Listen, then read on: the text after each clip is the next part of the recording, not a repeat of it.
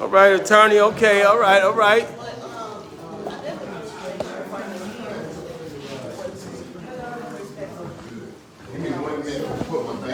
Yep. All right. Okay. How y'all doing? All right. How y'all brothers doing? Okay. All right. Yeah, let's get it set up. Oh, okay, we gotta get Yeah. wrapped up. Who that is? Right. What's up, fellas? Okay. Oh, security.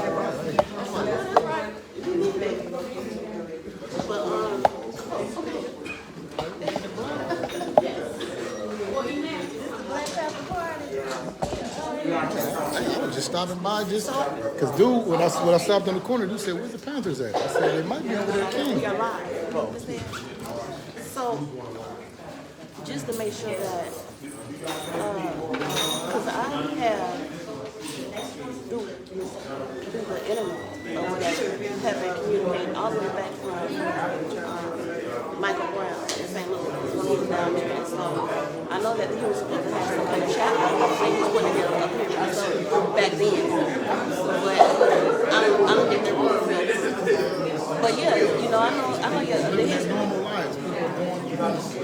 yeah, it was supposed to be, the chapter's supposed to be on a law, a division of a civil law, like, you know, addressing some of the civil issues legally that we're dealing with. So now that you are here, and because he's been there more than once, but this is our territory, so I agree with you. We got some work to do out here, and we can do some work. Speaking from the side, I just don't make it down. We need people that are here regularly, getting some of this, speaking for. So my thing is, we need to put you to work. Hey, can I get to you? Hey, how you doing today? Good, how you doing? Very good. Are you giving those away? No, we're wearing no other way. Oh, they're over here. Let me give me one. Hey, Mona Lisa. Say hi. Sorry. I know, good seeing you. It's good seeing you too. Mona Lisa, ain't that something? Mona Lisa. I'm Lisa Marie. Mona Lisa.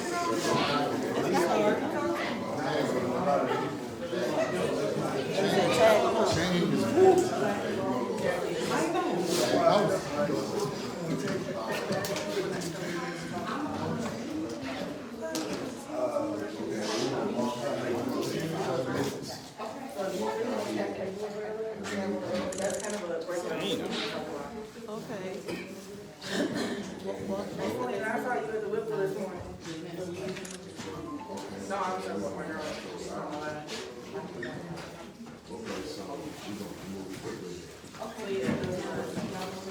Okay, everybody. I should have my phone. It's a first time. Greetings, first of all. Thank y'all for coming. It's our first time here, so we're just gonna walk here to see this. Then we're coming right back, and we're gonna get right into the training seminar, into our session, okay? Thank y'all for y'all patience. We got time. You want me to come up there too? Building, and there's a big story over there, and blocking the paths, all that.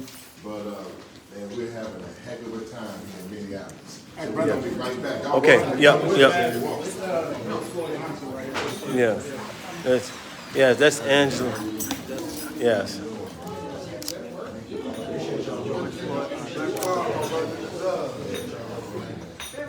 Yes. We have a conversation. Let's do it expeditiously.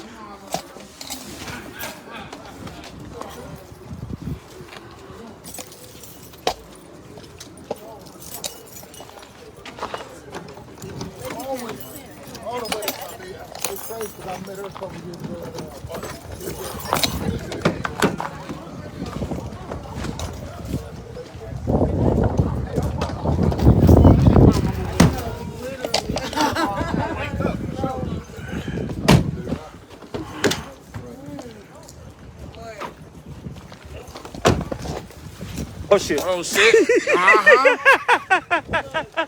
Alright, yeah, Please. Jesus. You didn't see that, bro.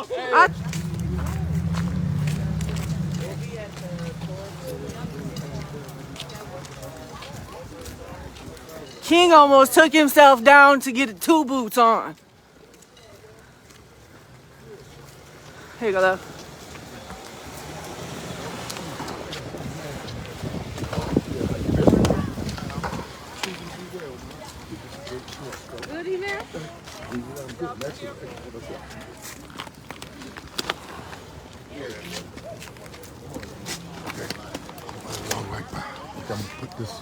You good, Aki? You good, Aki? Yep.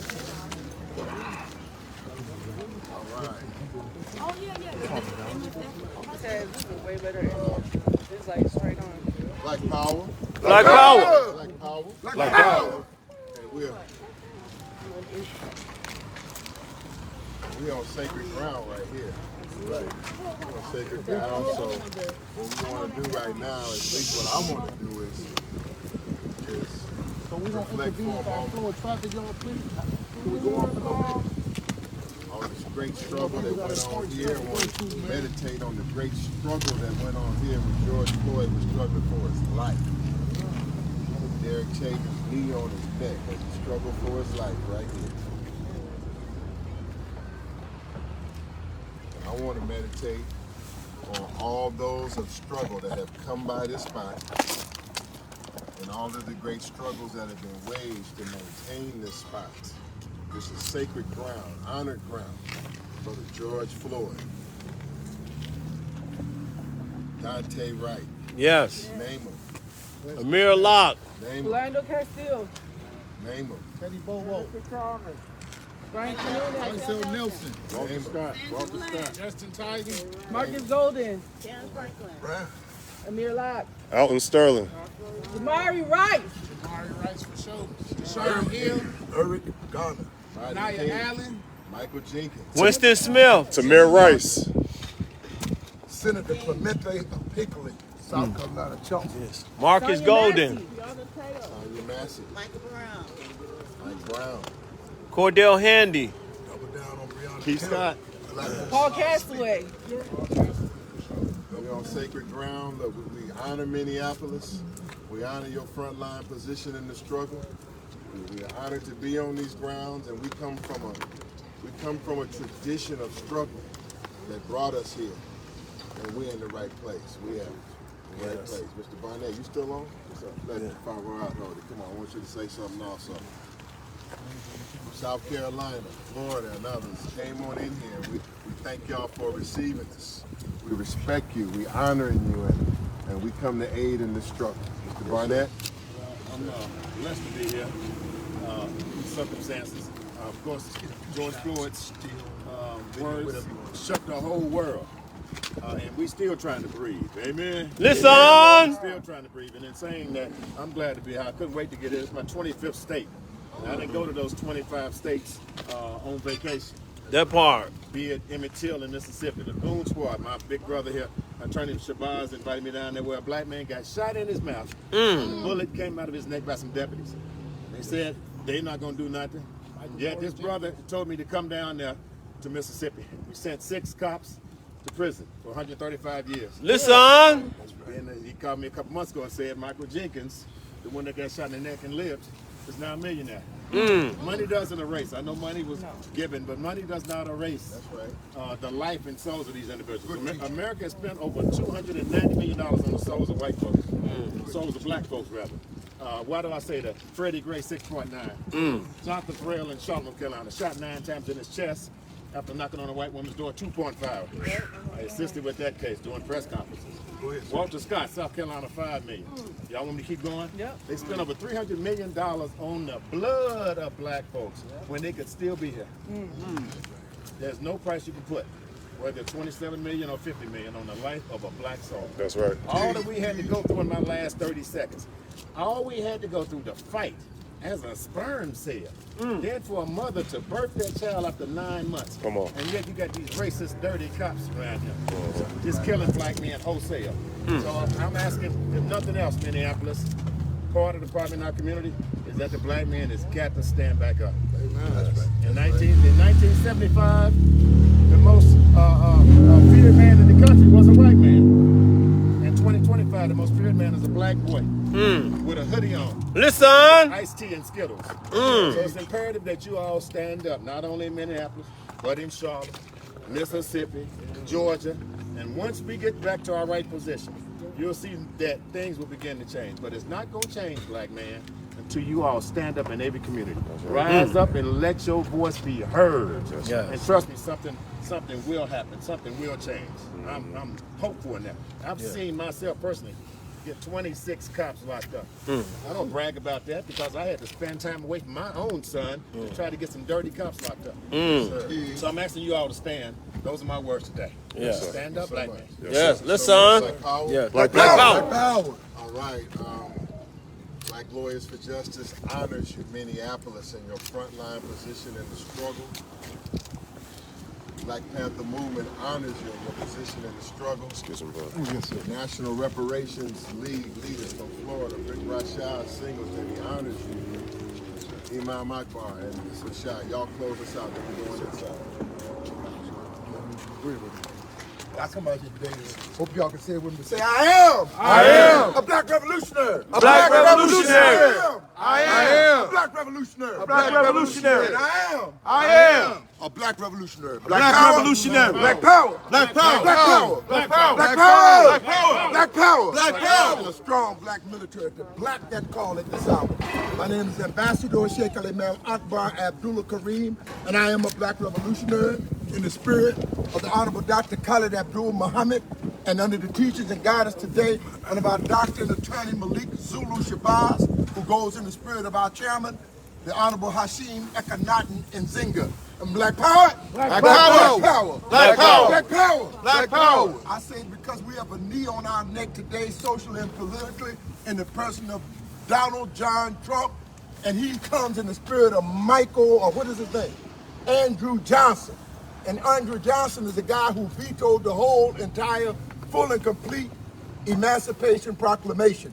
And so we look at a man not just because he's shooting photos of Barack Obama and Michelle Obama, but he'll come at you at your museum. Listen. Alter the history in the favor of the Neanderthalic. This is the guy who will alter your history and my history in the favor of the Neanderthalic. What kind of a man is that? That will go in your job corps, Mr. Rashad, and take up the job program, and he know affect black people. He know it's the goddamn race card, but he'll play it anyhow and call it a Trump card. Well, I say simultaneously, the Trump card is interchangeable with the race card. And the only two cards being played in Washington, D.C. today is the Trump card and the race card. Listen. Black power? Black power. Black power. Black power. What kind of card? The race card And the Trump card. One and the same simultaneously. They twins of the same star. And I hope that you all will see socially and politically what we have to do today is to organize. So say this with me. How we get the black nation right? We got to agitate, educated, organize. How are we going to make the black nation rise? We got to agitate, educate, organize. Now, how are we going to make the black nation rise? We got to agitate, educate, organize. Now, how are we going to make the black nation rise? We got to agitate, educate, organize. Black power? Black power. Black power. Black power. Black power. Black Black power. power. Black military to black that call. So I hope that you know what we want when we come here today. What do you want? You say justice, right? And how are we going to get this justice by any means necessary? So what do you want? Justice. And when we want it? By any means necessary. What do you want? Justice. When you want it? By any means How we going to take it? By any means necessary. What do you want? Justice. When you want it? Now. And how we going to take it? By any means necessary. Assalamu alaikum and black power, black power, black power. Strong black military. To black that call, I want to present to you a strong black soldier that's went through college fighting against the enemies of our people and went through his senior days as an attorney, going from coast to coast and going to Africa. The Honorable Doctor and Attorney, Rashad, he comes next. I'm sorry. Okay, brother. We're going inside. Yes, it's cold, We want to bring Brother Rashad, a brother that fights in Florida. He's against all forms of tyranny and economics, but he's a man that fights for reparations. He comes to Washington, D.C., try to shut down all the banks in D.C. Went to Capital One, I look again, he's down Wells Fargo. So he said all these banks have done something dirty to us, and he's a man that stands up for revolution. But excellent basketball player, and he went 11-9, so I'm going to go ahead and give him that mic and say, welcome, Brother Rashad. Assalamu alaikum, and black power. Black power. Shalom, shalom, black power. I'm going to say black power 3 times, and then I want you to repeat it once. Black power, black power, black power. Black power. Black power, black power, black power. Black power. Black power, black power, black power. Black power. Reparations, reparations, reparations. Reparations. Reparations, reparations, reparations. Reparations. Why do we need reparations? Look around. Look around. Decades, centuries of being hunted like animals. We're not gonna allow this anymore. We need our own, we need ownership. A lot of the things we're in is because we didn't have reparations. But they had no problem giving it to Japanese Americans. They gave it to so-called Jewish people. They gave it to the Native Americans. But what about the people that built this country? We're here to let you know. I'm here to let you know. Yes. We gonna have a fight in this. We are bringing in the younger people. You're not alone to the older generation. We're gonna make sure the young people get in this fight. We're gonna make sure athletes. Okay, it's good enough that people come support you. Where are you at in the street, athlete? Where's the NBA players for reparations? Where's the NFL players for reparations? It's It's time to wake up. And we here with the honorable Dr. Malik Shabazz. We are here to let you know, no matter where we at, from Florida to Georgia, to Minneapolis, to New York, to Detroit, to LA, we stand united for black power, for justice, and for reparations. Thank you, family. What's going on inside for the training? What's coming on in? Thank, give yourself a black. Give it up for Dr. We out. The best to conduct a judicial seminar. Come on in. We're gonna all talk together. Come on in.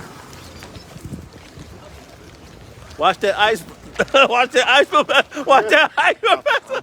Watch that ice, bro. I got there, but no video. Yeah, you see? No video. I know. Hey, man. That's what Alpha say. Ice, ice, I went the other way, 1914. Yeah, 1914. All right, right here. Listen to our studio. We're here.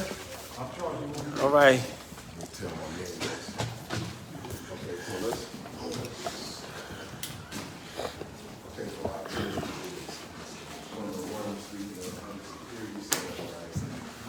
Right back here. Set everything else up right now. I don't know where it's going. Get it set up. Let me change my shirt. Oh, okay, cool. All right.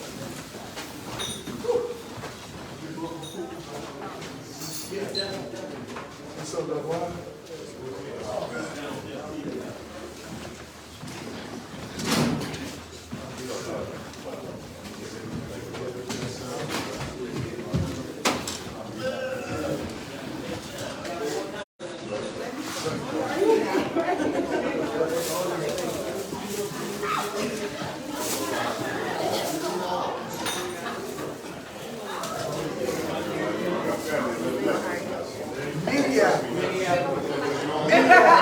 Everybody does that. I can say it like that too.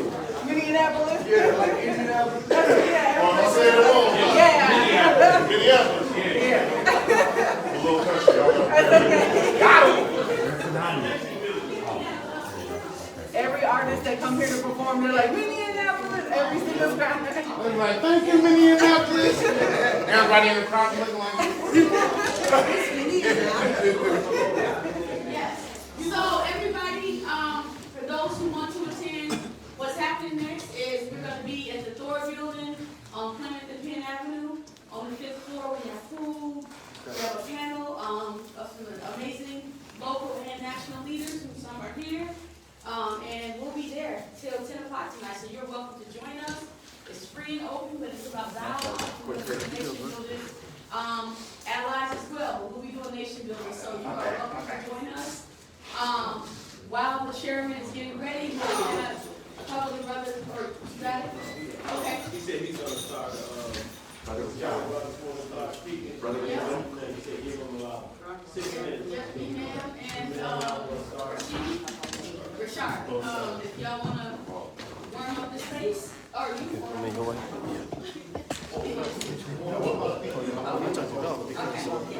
How many minutes you got? Okay. Don't be on recording yet. Wait till he gonna start recording. We good on this. We recording on this one here. We got it enough of the time. That's cool. Just wait till you come up.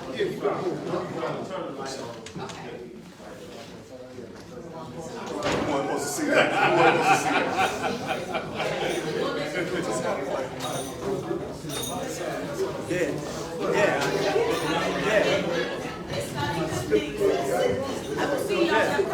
going to want to face that like this one. Sorry. Sorry. You're going to have to face it that way. No, you're going to have to put it like right here and face it that way. It looked too bright. Bright as hell. It should be facing this way. Facing them. To them, yeah. You know what I'm saying? Does he have a little Hey, King, It's alright, yeah. It'll be so much better. It'd be better on the It'd be better over here onto them. Yeah, like facing, yeah. You got an outlet over here?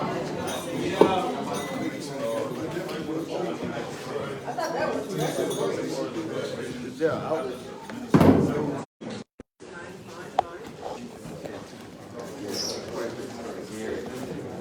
Testing, 1, 2, 3. Everybody just bear with me. Give me about 6 minutes for Malik Shabazz to come in, attorney Malik Shabazz to come in and do his thing. So right now we're just getting everything together. So give me about 6 minutes or less than that. Thank you all for tuning in. It's a packed house and listen to our studio.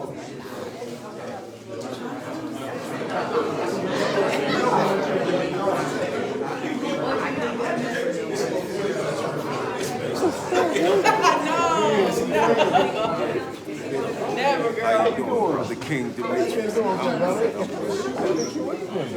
I'll be around. I watch you every day. You say you busy every day.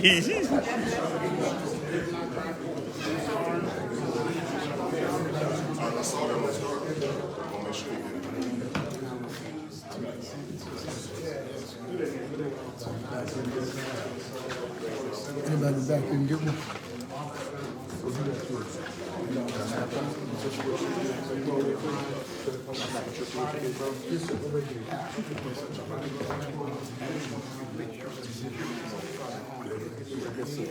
Come up in less than 10 minutes.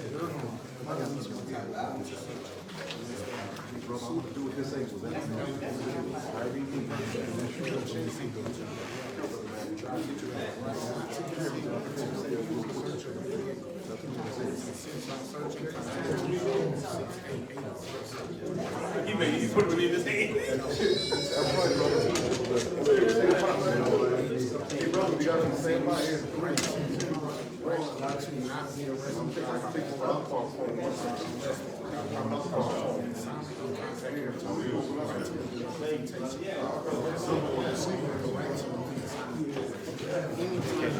Open up. Oh, 7 foot. He want me to open up for him. 7'3". Yeah. Ready? Hold on. What a mic.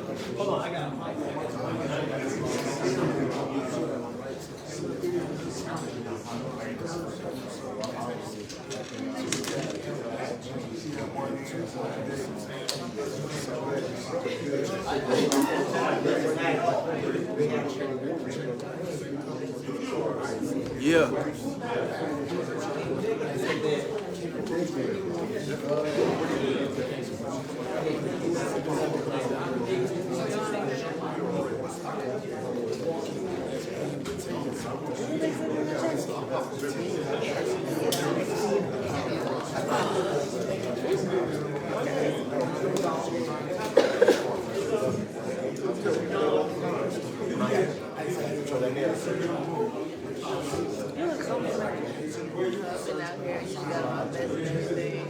I actually think I have a picture of you from the Terry Willis Walk. Oh yeah, look at that the kids. So my godson was like hugging or shaking his hand, and you were handing him water. I'm pretty sure that was you. Like I know that thing. Yep. Okay. Yeah. That was that one. That was right one time. I do it every year still. Yeah. I'm the only one usually that does it. It's usually me and like 2 other people. But I've done it every year since. So. You ready? Now you're only called because certain people come. Yeah. You don't live. Oh, you do? Okay. Okay, family, I think we're gonna stop. Open up. Thank you, everyone, for being here. You can be anywhere in the world. Tell them your name again, Aki. Absolutely, absolutely. My name is Rashad Singleton, president of the National Reparations League. We have chapters all over the nation, basically just trying to galvanize the people. Reparations is an issue that people love to forget. We leave it up to the mass media and politicians. They'll talk about it every now and then. Seasonal. Reparations is not a seasonal conversation. No. Reparations is a 24/7 issue. And I'm here to let the older generation know that the younger generation is ready. We're ready to take the baton and lead. We have to understand something. When you have something oppressing you, you can't feed your oppressor. You can't reward your oppressor.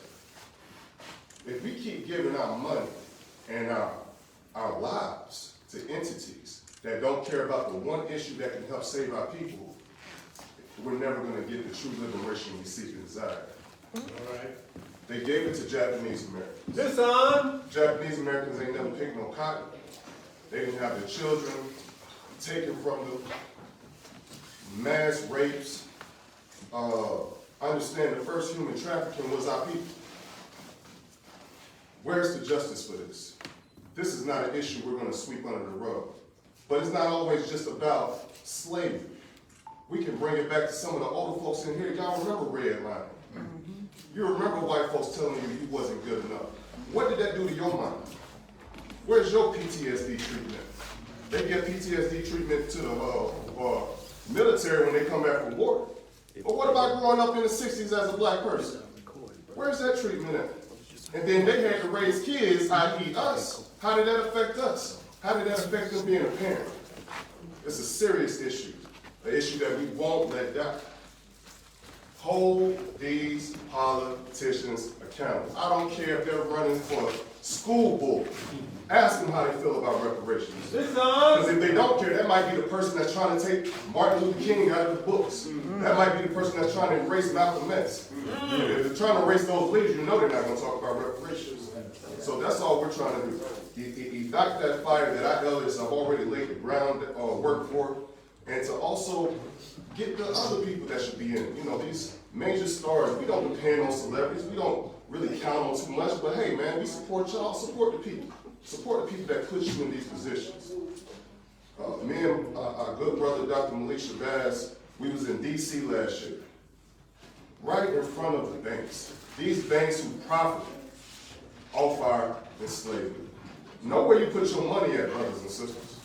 Do you got your money in an entity that wouldn't even exist if it wasn't for the enslavement of your ancestors? Come on, bro. Would they even exist without our labor and our hardship? Right. It's crucial that we understand this. But we're not just talking about the politicians, because we understand white supremacy does not move until you affect their profits. Right? Let me say that one more time. Go ahead. White supremacy won't even blink an eye if you don't affect their profits. Bottom line. Where you spend your money is your power. That's why I love these spaces. I am so, and I'm just absolutely in awe of what y'all have built here in this community, because it lets me know we got black people all over this country doing good work. The networking that we're able to do with our brothers and sisters here is going to lead to the greater cause of us getting reparations. Because now we understand what's going on here in the ground, I can take some of this information. Hey, we ain't doing good enough, Florida. They got black safe spaces all up here in Minnesota and healing shops. We got to do more. We got to do more. When I think about reparations, I look at it as a solution to so many different things. Would George Floyd even been what he was had he had reparations? Right. Would half of the police brutalities happen if we had reparations? Come on, bro. So I'm just here to let you know, we will not stop until we get it. But We can't get it until we affect their profits, until we affect their profits, until we affect their profits. Yes, sir. Black power? Black power. Black power. Black power. Black power. Understand, there is a 17 trillion, I said trillion, brother. With the T. $17 trillion gap between the white families and black families here in this country. That ain't gonna just close through entrepreneurship. That's gonna close, that gap is gonna close through justice. Justice provided by our brother Dr. Malik Shabazz, by our brother John give me last name, Barnett. You know, I love Kevin Barnett, so I'm all about saying Kevin Barnett. These brothers right here who risk their lives and sacrifice it all to let our people know that we're not alone. So I'm just honored to be here before you. We're here to work. We're here to be of service. Thank you so much for having us. And the work is just beginning. But with you, being here in this space right here, I am more optimistic than I've ever been. I'm very proud to be here. Thank you. Black power. Black power. Black power. I'm just happy to be here. I'm the little small assassin. I'm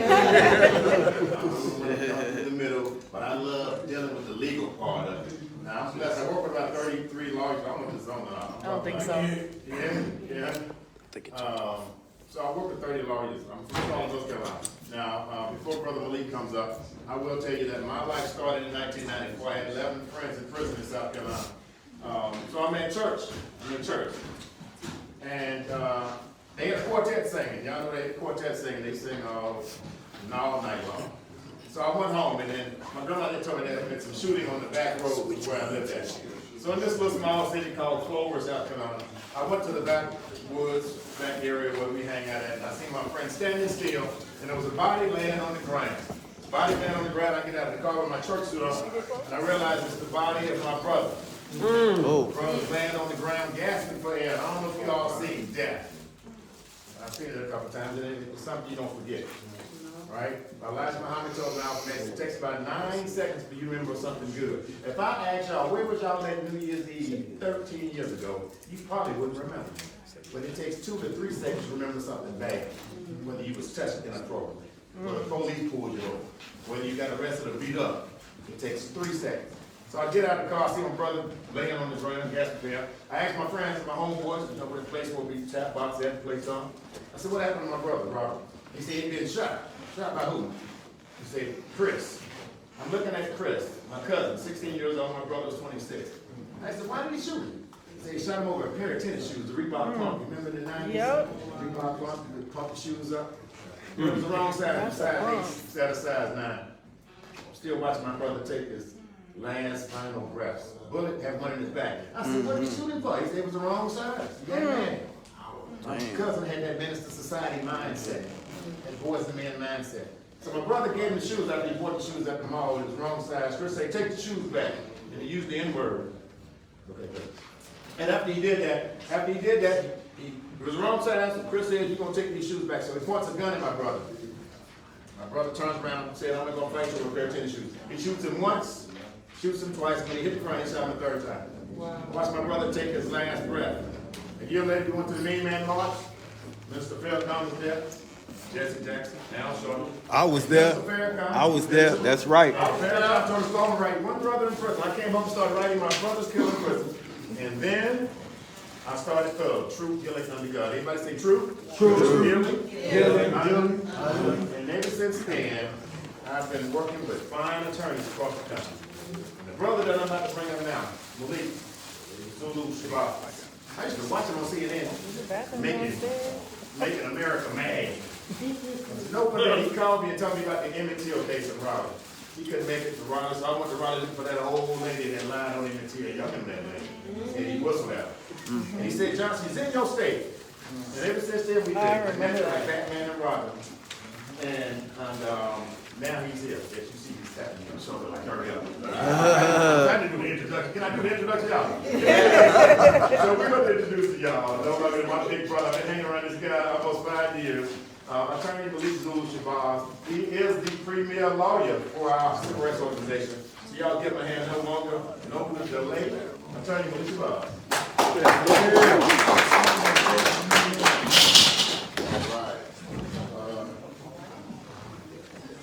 Hello. I guess this is for y'all, right? Yeah. No. You need it? Okay, just put it down. I don't want y'all to get what you gotta get. Please, let's give everybody a round of applause, please. What I want to do is I don't want to block. I respect what y'all doing. I honor you, but I don't want to block the people that we come to circle around and talk about this for a minute. So let's work it where the people can see us, because I swear I just came here to be on camera. And I didn't have an idea that a camera was here. But I'm honored. So let's give everybody a hand.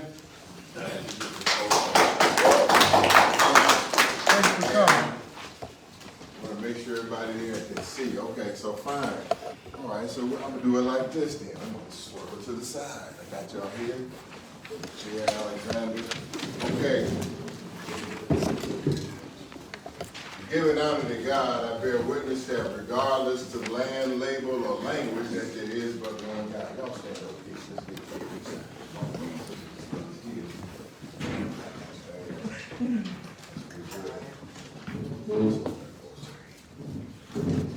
let's give these strong brothers a round of applause. Thanks for coming, brother. Thanks for coming. Okay, yeah, okay. Yeah, we can do it this way. Yeah. Here and there, but I gotta talk to my folks, my people. I don't care who they are. We're here. Yep, now you can go. We good? Yeah, we good. We're good, bro. For the people. That's right. My name is Attorney Malik Shabazz. I'm an attorney, and I'm the leader of Black Lawyers for Justice. Black Lawyers for Justice was founded in 1996 when I came out of Howard University.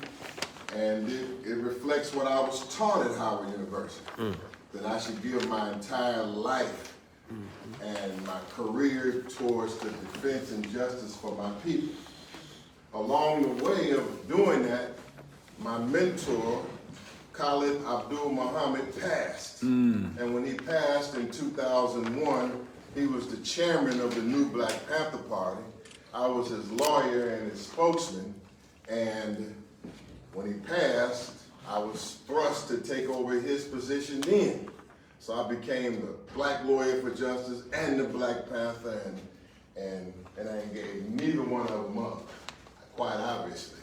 Through my long career, I have a career of being on the front line against this enemy, a career being in this battle, a career in the courtroom, a career on the streets. I've been persecuted. I have been misunderstood. But I am honored to be here today, guest of Sister Queen Kenya McKnight, Sister Amira, and others, and Brother King. Yes, KingDemetrius. Yes, sir. KingDemetrius. Yes. Let's give him a strong hand. Yeah. Solidarity. And so let's circle around. Okay, so today we're here to briefly talk about know your rights against police brutality. To know our rights against police brutality. I'm honored to be here with National Civil Rights Leader from North Carolina, but he's everywhere. You see him in Mississippi, you see him in, where did you not see him?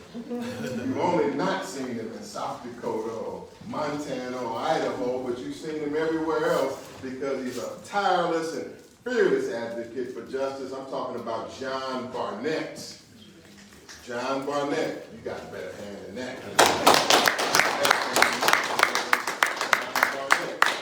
Okay, I'm here with my big brother, basketball player, top activist, a great man. I'm talking about Big Rashad Singleton.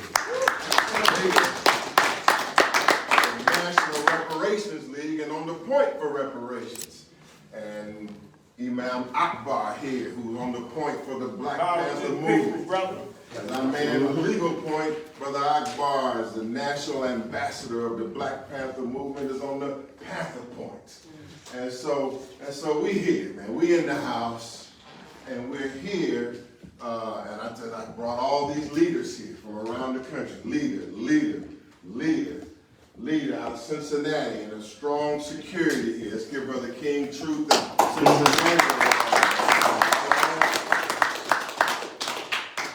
we must know our rights.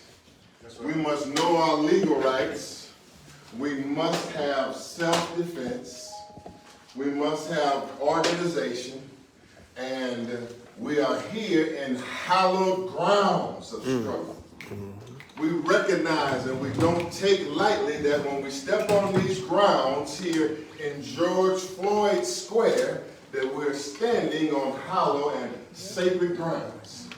For it was on these grounds where the Honorable Brother George Floyd struggled for his life as a wicked officer, a wicked cop, a wicked beast, kept his neck and kept his knee on his neck and refused to relent, refused to let up, and choked and strangled the life out of Brother George Floyd just right up the street. We're sympathetic.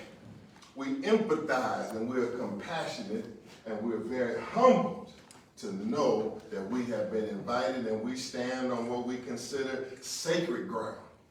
As we struggle around the country, as we organize around the country, we think of these grounds that we just walked on.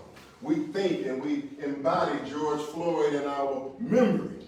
And we honor all of you in Minneapolis, Minnesota, who took to the front lines, took to the front lines of struggle. You battle National Guard. You battle federal police. You battle state police. You've gone to jail. You've blocked highways. You're now being picked on by the most wicked man anywhere on the 196,940,000 square miles of the planet Earth. You are now being picked on specifically by Donald Trump. That's right. Who is the most, as I say, is the most wicked man anywhere on the face of the planet Earth, Donald Trump. Why has he picked on you, Minneapolis? Why has he chosen Minnesota to pick on? Why has he sent thousands of federal troops called ICE agents into Minnesota? Who are you, Minnesota? Strong. And why has the world spotlight and the national spotlight been put on Minnesota? Again. Okay? Again. Once again. So I'm not going to be long, but I got to be strong. Listen. Town hall meet. We got a emergency summit they're gathering right now over on the Thor building on 1256 Penn. On 1256 Penn, these brothers and other local activists are here. We have an emergency summit of local leaders and national leaders on these hallowed grounds because we intend to build a united front. For us specifically, a black or an African united front, and Black Lawyers for Justice is a part of it. The Panther Party is a part of it. Truth Healing Under God, Thug is a part of it. National Reparations League is a part of it. Whoever's watching this from around the country, know that we're on a serious educating and organizing mission. Now, we just came from, it's the Whipple building, is that right? Yep, federal building. From the Whipple building, where you say, where they had the big anti-ICE demonstrations. Where you say, well, why are you, as a black man, why are you over there at that Whipple building? Why would you be even in, that's what they were asked. Oh, yeah. Why are you interested in that Whipple building? They said that ICE ain't our business. You know how they start. You know, they always saying stuff like that. The police, the street police will kill somebody. They'll go, well, you know, that ain't our business because Lil Willie killed Tuquan around the corner. So I ain't worried about the police. I'm worried about Lil Willie. You know how they get to shuffling? They always want to avoid the fight. They want to avoid reality. The Honorable Dr. Comrade Huey P. Newton Huey P. Newton, who teaches us about our legal rights, who patrols for our legal rights, who went to jail and was and almost permanently in prison standing up for his legal rights. Huey P. Newton tells us that a pig is a pig is a pig is a pig. Listen. A pig is a pig. If it's a local cop with his flat feet on the beat, or it's a state cop or a state trooper or a National Guard or an ICE cop or a federal cop, what is the difference? What is the difference? A cop is a cop is a cop. A federal cop is a federal cop is a federal cop.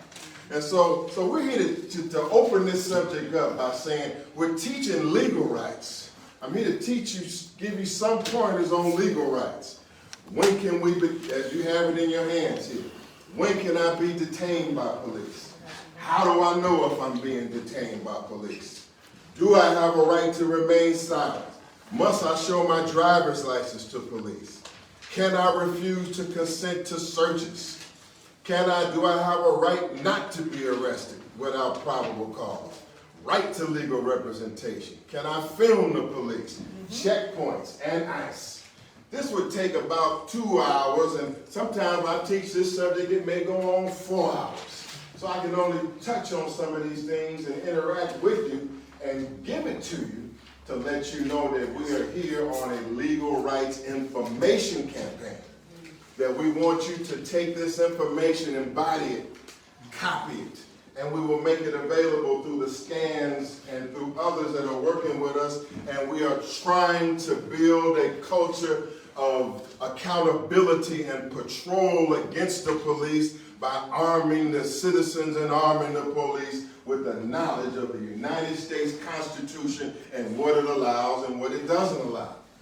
And then we can go further. But we have to be armed with the law. Even Huey P. Newton to Johnny Cochran tell us that we have to be armed with knowledge. Huey P. Newton was specific on this. He was specific that the black community, must know their legal rights. So when you saw Huey P. Newton and Brother Bobby Seale patrolling with their weapons and patrolling with their guns, they knew the California state law and the codes that protected it. They knew the United States Constitution, and they had to even go as far in California as passing what? The Mulford Act. To pass the Mulford Act to prevent the Black Panthers from conducting armed self-defense. And that's when the Black Panther Party from Oakland made world history, because they marched and moved on the California state legislature while armed, and that accelerated that movement into history. But the Panther Party was big on knowing rights. Black Lawyers for Justice is, and I'm here to say that we must make a commitment to know our rights. Right. Now, just because you know your rights, I cannot guarantee you that your rights will not be violated by the police.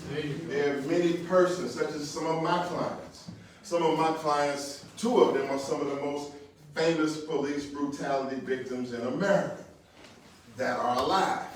I'm here glad to say that my 2 famous clients, 2 famous plaintiffs, Michael Jenkins and Eddie Parker, who in 2023, in January, were taken in a rural house in Rankin County by the Goon Squad. 6 members of the Goon Squad, McAlpin, Elwood, and Christian Deadman, and all of them, well, they were used to terrorizing black people in that county. That's right. And they ran up in the house on them and kidnapped them in the house for several hours and terrorized these men. Now, these men didn't do anything. These men were not talking back to the police. These men did not run from the police. These men were not resisting arrest by the police. These men were totally compliant. I'm talking about Michael Jenkins and Eddie Parker. And still, they were abused in some of the most bizarre, twisted, sick, and sadistic acts that have been found in American history. That's right. And it ended, as Brother John Barnett said, with one of the deputies, Hunter Elwood, shooting Michael Jenkins in his mouth at the end of a so-called mock execution. And these men obeyed the law. They didn't violate the law. And still they were victims of police brutality. But lucky they had, and nobody believed them at first. Nobody, and it was no video. You know, most of these cases you gotta have a video. There was no video at all. Nobody believed these men, but through the diligence and the persistence of black lawyers for justice, all of those cops went down. 132 years for these 6 cops, which represents the longest sentences in United States history. It was the first time, the first time, believe it or not, the first time any Mississippi officer ever have been to jail for harming a black person ever. It was the first time. And it ended up with the largest civil settlement in Mississippi history through hard work of Attorney Shabazz and others in Black Lawyers for Justice. Attorney Trent Walker and others. Okay, so what point am I making? I'm pointing that we must know our rights. We must try to understand that that as a black man in specific, that when you're out here on a battlefield. That when you walk out of this door, out your home or in your car, you must know and understand from the jump off that you're on a battlefield. Right. And so we teach that when you step out your house, step into your car, you must understand that you must think like a soldier and conduct yourself professionally like a soldier, and that know for a fact that you are about to meet in the street an opposing army. An opposing army to do what? What kind of laws are these that we got to go through? You know, you got, what kind of laws? I mean, why should we even obey the laws? Now think about these laws. Think about the system that we're dealing with. We're dealing with a system that's here to allegedly hold you accountable. Misdemeanors, felonies. You step across the line, you're going to pay a price. You violate the law, you are going to do what? Pay a price. This is a system that says, well, we want law-abiding citizens, right? This is a system that demands, young brother, that we have law-abiding citizens. But the very system that is based on was built on breaking and violating laws. This is a system that demands we comply with the law. Demands we obey the law. Demands that you follow the Minneapolis statute and the other kind of statutes that allow you to carry that. And if you step across it, it's going to be a penalty, buddy. We're going to lock you up, buddy. They're going to lock you up for stealing a grape and stole the whole damn supermarket that you stole the grape out of. It's kind of like this world order. This is a world order that says obey the laws of the United States. Obey the laws of Donald Trump. Obey the international rules of law when the whole system is set up on inequality and injustice that oppresses the non-white in favor of the whites. And then says, once we set up a system that places the white on top and places the black on bottom, now everybody obey the rules, buddy. Think about this. Inside of America, you must obey the law, otherwise you're going to jail.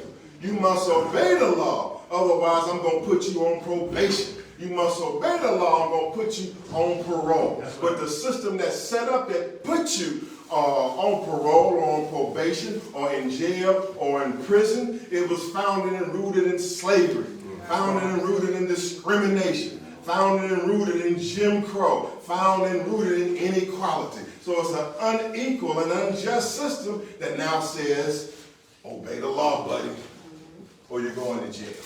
But this is the circumstances we deal with as we fight behind enemy lines. I touched on an ice point, and I'll get a few of these, and then we go on over to the Thor Center. Well, why were we up at the Whipple? Why were we at the Whipple building? Why were you Attorney Shabazz at the Whipple building? Well, we said it was police action. but we also here doing legal observation and legal training. We wanted to see for ourselves what was happening. We've seen it on CNN. That's right. We've seen it on MSNBC. We've seen it on the news. We said we're not going to just sit here and watch this. I said we got to go in here and investigate. We have to go in here and look at it. We have to go in here and do legal observation. So I called John Barnett and Big Rashad and Akbar. I said, come on, we got to go. We had 10 times the number that we have now when we started. But it was because I got watching that news and watching them tear gas and watching that stuff, and some of them knees got weak and started backing out, but not us. We were looking, we had every excuse not to even try to go to the Whipple building that day. I mean, when we was on the highway, they blocked this highway. They blocked that highway getting over there. We thought that it was just the feds, but it seemed that the state is cooperating with us. Because you couldn't get off the exit to get to the Whipple building without a big snow truck blocking the exit. Who put that snow truck? Come on, brother. Who put that out? Come on. That wasn't you, Tim Walls. That wasn't you. Come on. That wasn't the mayor. What's the name? Jacob Floyd. Jacob Floyd. You didn't know one of your snow trucks out there to protect that Whipple building today. Walls, you didn't do that to protect the building today after I just saw you on TV the other day saying you want ice out. That couldn't have been you protecting the whole ice building. It couldn't have been it, right? Don't make a deal. But we were determined. I'm just telling you this. We went to and we were determined to do our observation. Because if you're going to do a police observation, if you're going to do a police, get information on the police, if you're going to observe what they do up close, if you're going to observe their tactics, if you're going to observe how they handle demonstrators, then you're going to have to go through some stuff. You're going to have to go, it ain't going to be easy. It's not going to be easy. And so we exit after exit, we were blocked and blocked. We finally got around to somewhere where we could only walk. And where we could only walk, it was real ice. Everywhere. I mean, it was some back path to get over there. It was about a mile or so. And I said, and I looked at all and I said, come on, we got to go if y'all with it. And they were with it. And they were with it. And we had to go and trudge and through them ice and them trails and that paths till we got over there by that Whipple building. And by the time we got there, they had arrested a whole bunch of people. There was a whole bunch of cops out there. And we went as far as we could because then we saw them signs. Federal building, no weapon allowed, so on and so forth. And we couldn't go no further, but guess what? On the way there, I learned something. I learned that I had some people with me that wasn't scared. I learned I had some people and some leaders with me that wasn't looking to turn around. I learned I had some leadership with me that wasn't just talking about this on the camera or talking about it on the inside, but they were ready to get down on the outside. That's right. There were police everywhere. They were waiting for us when we came back. One's over here, one's over there. I was looking at them and studying them to see which one was going to defect, which one was going to back off, which one of the drivers was going to peel out and drive off because it was just getting too hot. I know what they were thinking. Attorney Shabazz is out of his mind. Out of his mind. Look, man, I got in this position. I got in this position by taking a risk. I read in the Bible that Jesus, the black Messiah, said, he who seeks to save his life shall lose his life. And that power gives his life. Black power. Black power. Black power. We are not going to win this by being scared. So we achieved. We went out on our observations. And what we're trying to establish in America is police patrols by black citizens all over America. Citizens like you, others, Panther Party, not just the Panther Party, but including the Panther Party. We want the citizenry armed with their rights and being willing to document, record, report, intervene and deal with this police brutality, even though we know that even if you're right and exact, you still can be a victim of police brutality. So we don't have no choice. Guess what? We don't have a choice to give up in America. Survival is a matter of fact for our people in America. I mean, we have to live, struggle, or just admit that we are just some compromising over times. And I don't see any like that here. All right, so a few points, then we got to make our way to the next meeting here. But it's ass kid. Let me get down to ice. I'm gonna come to ice. Let's get to ICE and a so-called U.S. citizen. You say you're a U.S. citizen here because these lines are being crossed. Point number 10. Point number 10, and I'll come back to, it ties to point number 1 and 2. ICE, Immigration Enforcement, says that ICE agents can approach anyone in public and ask questions, but a U.S. citizen does not have to answer or show ID or stop walking unless being detained. Did you hear that?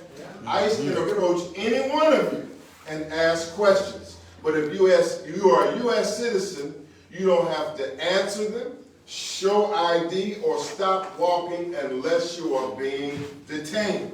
Now, I'll tell you what being detained means in a minute. But I want to know this. How many of you are courageous enough that if ICE stops you or asks you some questions, how many of you are willing to go by this law?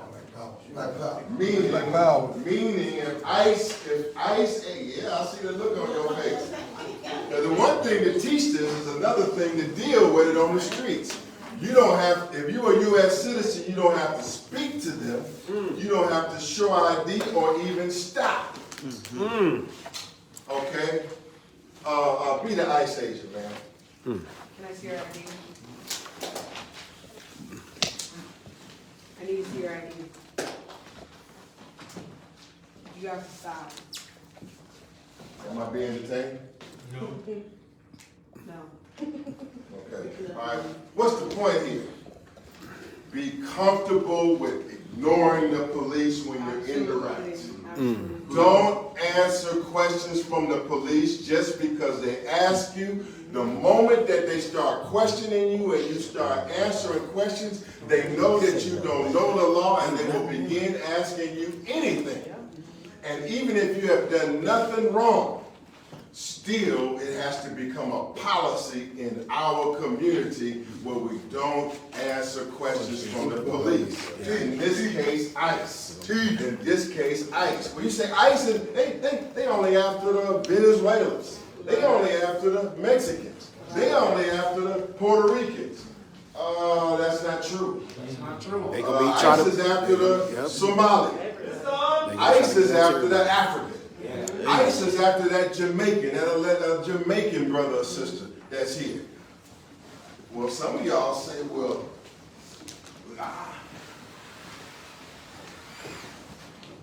some of y'all say, well, I'm a foundational Black American. Say, I'm only concerned about Black people who are United States citizens. I say we may need to rethink the words of Malcolm X on that. Let's rethink the words of Huey P. Newton on that. Let's rethink the words of Colin Abdul Muhammad on that. Let's think of the words of the greats on that. Are you meaning to tell me that a Black brother or sister from Somalia who may be here on a visa and is not a registered U.S. citizen, are you going to tell me that that's less of my sister or my brother or less of my concern just because they are here on a visa? Not Attorney Shabazz, not those who roll with. That's my brother or my sister from Eritrea. That's my brother or my sister from Jamaica. That's my brother or sister from Burkina Faso. That's my brother or sister from Africa. I don't give a damn whether they're a U.S. citizen or not. Now, for legal reasons, we have to analyze it for legal reasons, but I'm here to tell you that first of all, we are Pan-Africanists. We believe in the liberation of all black people all over the planet, and we believe that we are brothers and sisters, and we do not recognize colonial borders and colonial lines.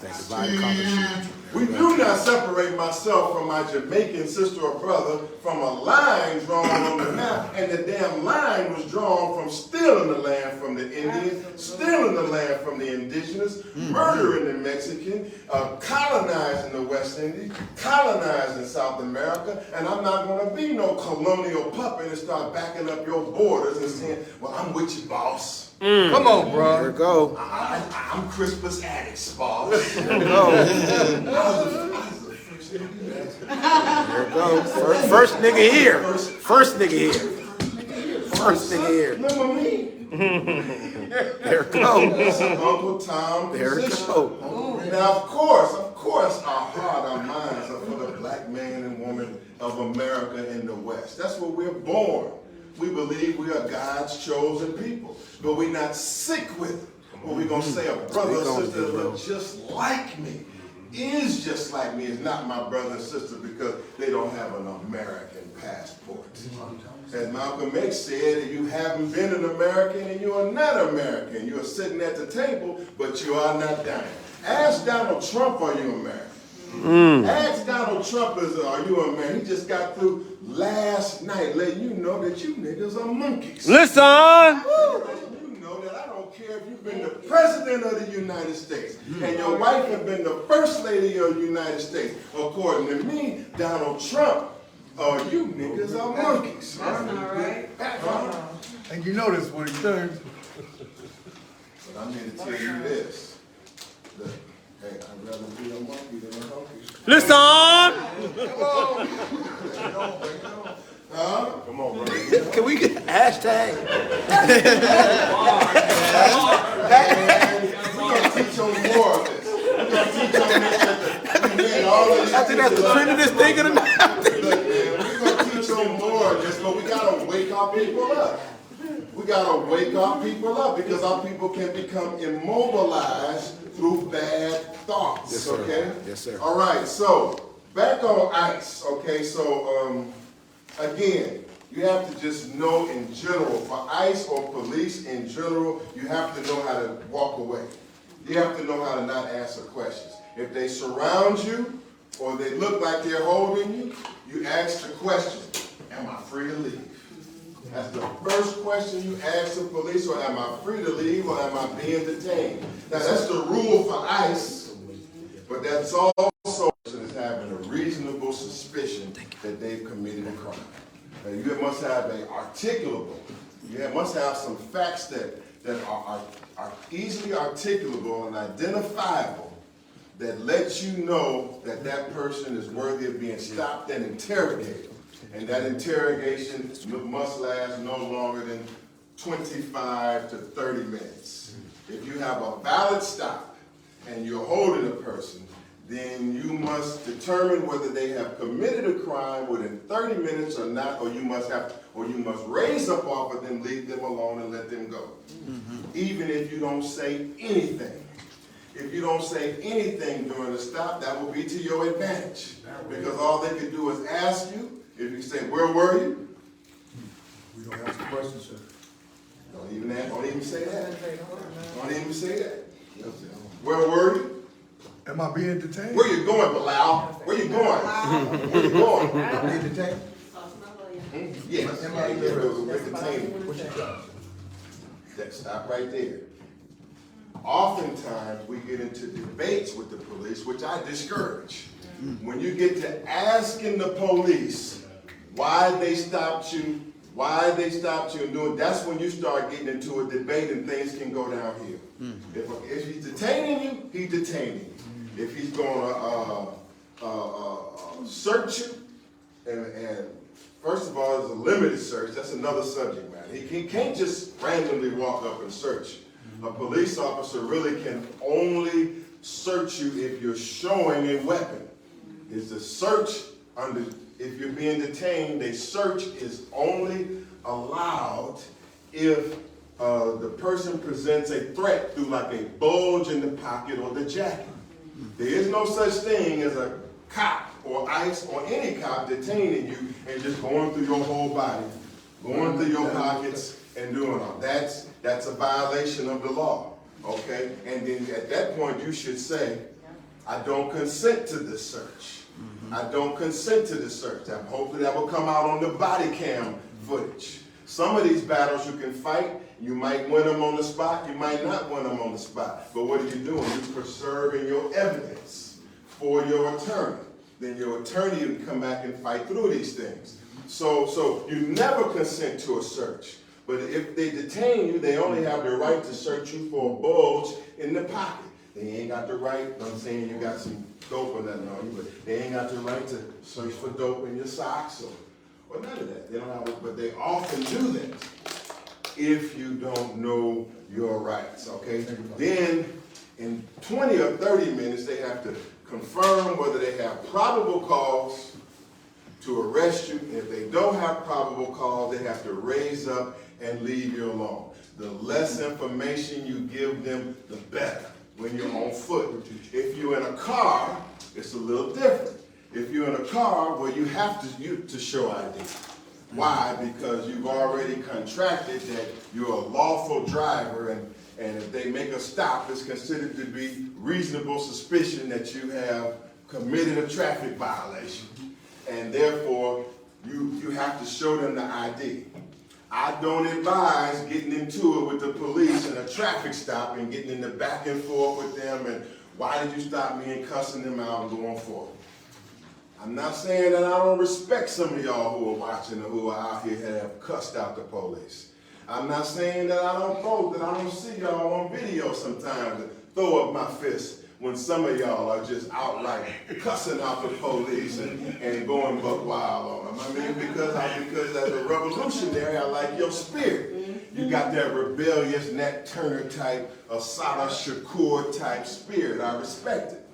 But as a soldier and trained through the ranks of the fruit of Islam and the supreme Captain Khalid Abdul Muhammad, I'm taught that when we're stopped by the police, that we conduct ourselves as professional soldiers and give them the same courtesy as a soldier, so that if they continue to cross the line and you have conducted yourself as professionally as possible, then if they're going to cross the line and not only detain you or abuse you, then when you get ready to throw down, you're throwing down with God on your side, because you're going to have to go for it at some point.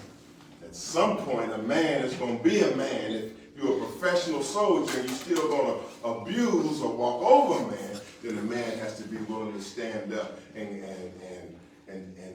take matters into his own lawful hands. And you understand that? So you want to try to be as professional as possible. Get the police, yes sir, no sir. License, not too much conversation or no conversation. Either you're going to give me a ticket or you're not. Either you're going to arrest me or you're not. Either you're going to take my ride because of A, B, or C, or you're not. Less conversation as possible. Loose lips sink ship. Okay, so I'm going to run the basic thing and I'm gone. Or I'll take questions. When can I be, okay, let's stop right there actually. Any questions on being detained by the police? Let's go. Any questions? Yeah, here go one of the questions that I've asked you about. So whenever a police are detaining you and may feel that you may have a weapon on you, even if you have license to conceal and carry, and they may feel that you are threatening, a lot of times, like our brother Philando Castile, didn't come out alive, and he also notified the officer he had license to conceal and carry. And a lot of times, people just be packing, and they might have a pistol carrying on the back of them. And the police said, well, I seen something coming up out of your jacket or whatever the case may be, and then they be hemmed up in court. And they may have another case that's brewing, if you will, and they be hemmed up. A lot of people don't have lawyer money to fight these battles. Well, I mean, you're going to have to stop carrying. Police officers, normally in cases that are in states that are used to concealed carry, and you don't necessarily have those problems. But you got other states that are now being introduced to concealed carry where they're overstepping the lines. I got a case in Maryland, Umar Ali versus Prince George's County Police, where Umar's in his car. He's leaving some kind of controversial drag racing event. He's a licensed gun owner. He's a licensed gun owner. Yeah, licensed. And he stopped for a tag coming out of the event. They're looking for who's drag racing. Well, they asked him, does he have a gun in the car? He said, yes, I have a permit, and I have my weapon in the car, and I have my permit. And here's the permit. And wham, here they go. Opening the door, dragging Brother Umar out of the car. And then they proceeded to humiliate Brother Umar.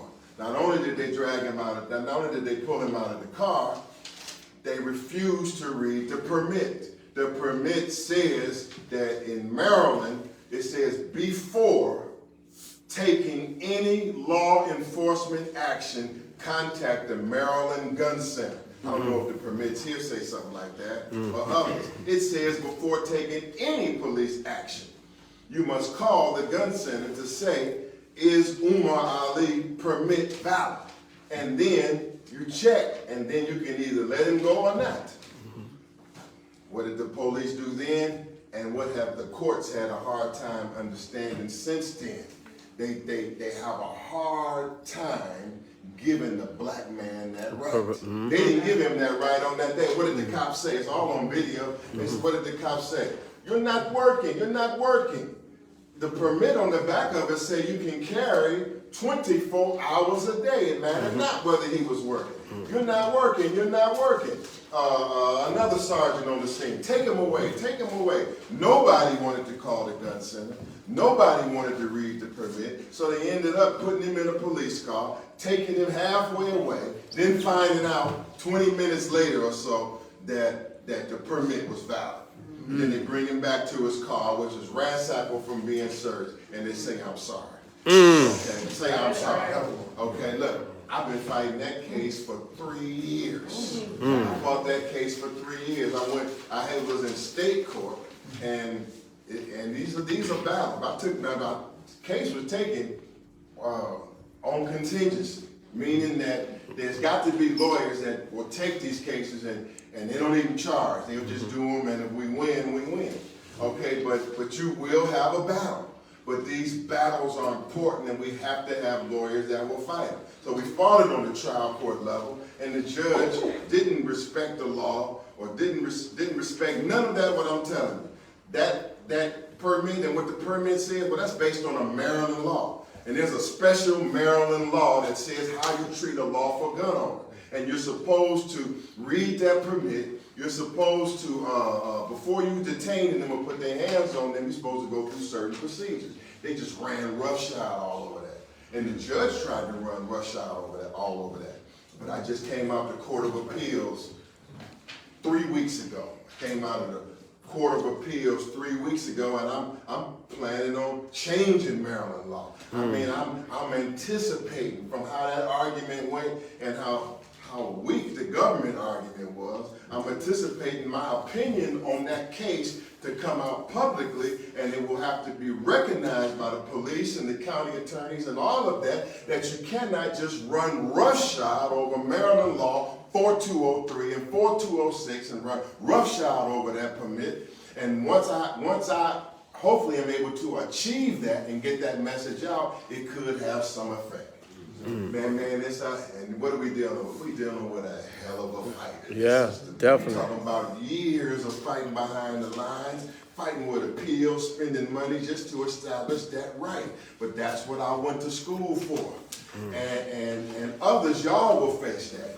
If there are others around the country, you know, let me ask you this. How many of y'all got gun permits? How many? Okay, how many of y'all have ever been stopped by the police just because you had that weapon and you had to prove that your permit was valid? Any? You have? Tell me what happened.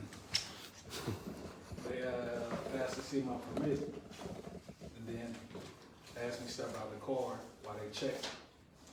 took the round out the head because I carried one in the chamber. So they checked, make sure it wasn't stolen, then they let me stand on the side of the road while they put my gun on the car, then drove off, because they don't never let you get back into the weapon.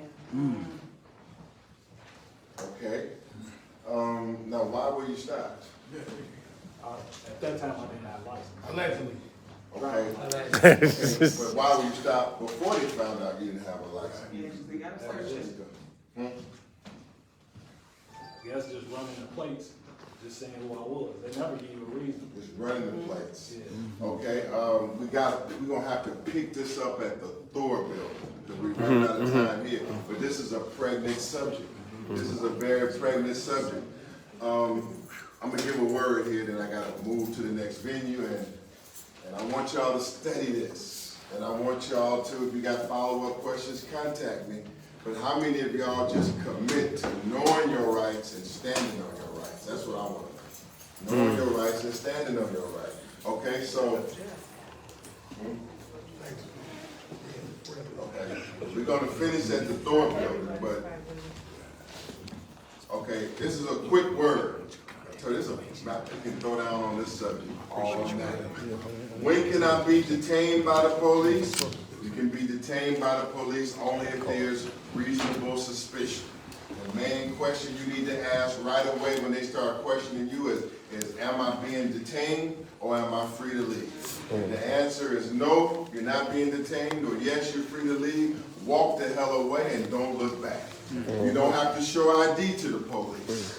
You don't have to speak to the police. We have to be in that habit with the police. They know that these people know their legal rights, and they're not going to speak to the police. They're not going to show ID. They're going to ask, am I being detained? And they're not going to make small talk.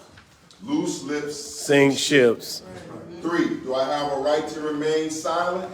Yes, you can remain silent. You do not have to show identification or ask questions about your identities. Say, I decline to speak if asked. You've heard it once you got arrested. They say what? You have The right to remain silent. How many of us? How many of us are locked up for refusing to exercise our right to remain silent? It says over and over again that anything you say can and will be held in the court of the law. Right from the gate, that whatever you say can and will be used against you. I got a young brother that I love very much. He's locked up in jail. He's almost damn near locked up for 34 years of his life. What did he do? Start talking. Got a confession. Can't get out the confession. He could have beat it all had he not gone into the confession. Loose lips Sink ships. Must I show my driver's license to the police? Yes, you must show your driver's license to the police. But if you're in the car and you're not the driver and they ask you for your ID, you do not have to show your license. Good teaching. What about ID? You do not have to show your ID if you're a passenger in the car, but they will try you over and over again. They will come to the car. They will. Sometimes they will just snatch the damn door. Sometimes they will snatch the door. Pennsylvania versus Mill. Pennsylvania versus Mill. And the holding on that was, what's the holding on that? The holding was that they are able to pull get a person out of the car, even if they don't fear for their life, they can pull you out your car. They can actually get out their car, your vehicle. Pennsylvania versus Mill. I'll come back to you. I'll come back to you on that. Pennsylvania versus Mill. I'll come back to you on that. I'm just speaking specifically, does a passenger have to show you ID? A passenger should not and does not have to show identification and should not show identification. Okay? 5, can I refuse to consent to searches? Can you refuse to consent to a search? Yeah. Can I search your person? No. Can I search your home? No. Can I search your car? No. For the home, yes. Can I search your person? Can I search you? Not me. Okay, unless you got what? A warrant to search your person. Okay, so over and over again, we must teach in our community that the answer to if we're going to consent to a search is no, no, no.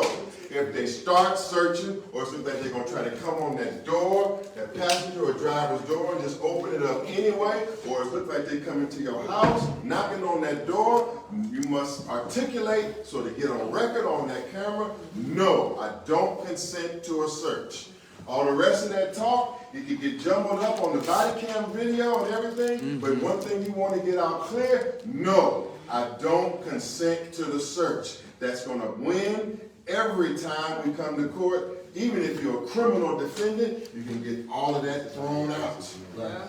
But you must refuse to consent to the search. 6, right not to be arrested without probable cause. And if you are arrested and there's no probable cause, just contact your attorney. I'm not saying to you, I'm respecting some of y'all that go out in the streets, y'all going to big tussles and resistance and throwing down, fighting, running from the police. I understand all of that. Guess what? I ran from the police myself. I dipped from the police myself, but it was for a revolutionary reason. That's right. But I'm saying, but overall, running, fighting, throwing down, resisting has probably led to more blacks or Africans getting shot or going to the graveyard than not. So I don't advise it. I don't advise it. If you are arrested and there's no probable cause, contact your attorney. Contact Black Lawyers for Justice. I'm coming to a close. You have a right to legal representation. You have a right to remain silent. At any time during police custody, you should say from the gate, I invoke my Miranda rights not to speak to the police. I want my attorney. Oh, but look, man, Willie over here said, man, that you had all the dope. He said he right here in the next room. He said he ain't had nothing to do with it, and you all this cocaine is yours. And you tempted to say, hell no. So on and so forth. I don't care what they say to you. I want my attorney. You're going to be in here 50 years. I want my attorney. I'll let you out tonight if you would just tell me this and so. I want my attorney. Over and over again said the jails and prisons wouldn't be full to the way they are today if we could just simply observe these laws. We talk too much, we try to negotiate too much, and 9 times out of 10, it means no good at all. Can I film the police? Point number 8. Point number 8. You have a right to film the police in the course of their duty, as long as you don't interfere with the police. You have a right to film the encounter, and you should film the encounter, and you may get it, you should film the encounters. And you may get in a battle out there over what's called the interference issue. Because you know what they try to do? They try to push the lines back real far. When they're doing something, then they try to expand the line real far, and if you get close to the line, then they're going to try to say you are interfering or obstruction. So if you're serious out there about filming the police, you may have some back and forth about filming and videoing the police. But some of these rights you must stand up for, even if it has to be worked out later. But if you stopped in your car or your house, that should be your first response. Your first response is you whipping out that camera, you whipping out that phone, you want to get that encounter and send that encounter to Black Lawyers for Justice or another competent attorney. Right. Coming to a close. 9, checkpoints. I don't know if the National Guard doing checkpoints.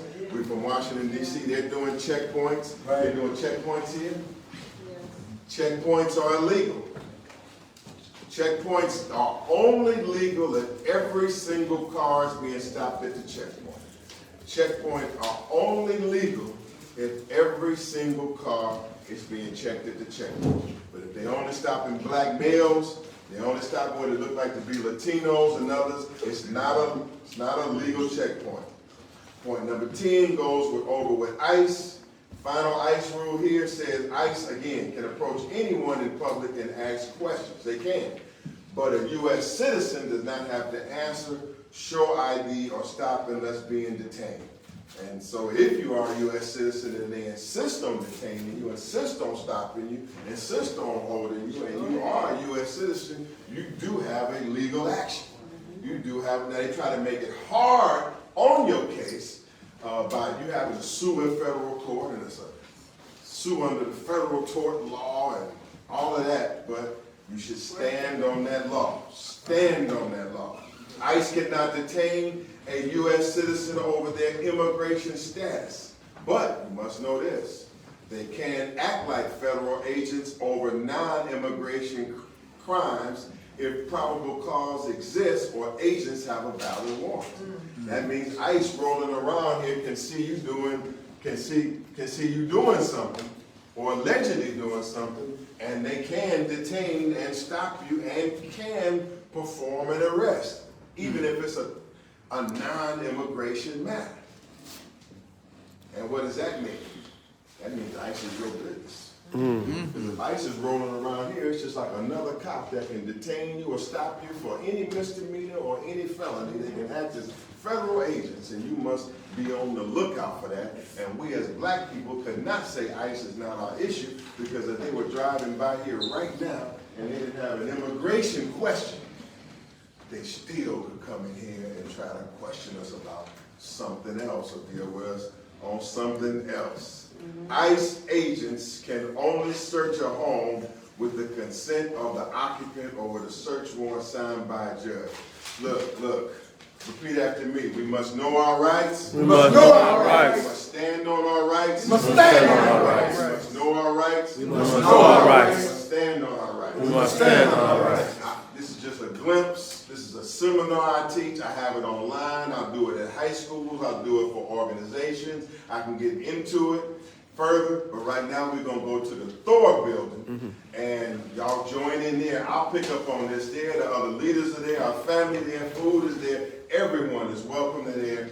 Y'all come on through there. Thank you, and pardon me for taking up so much time.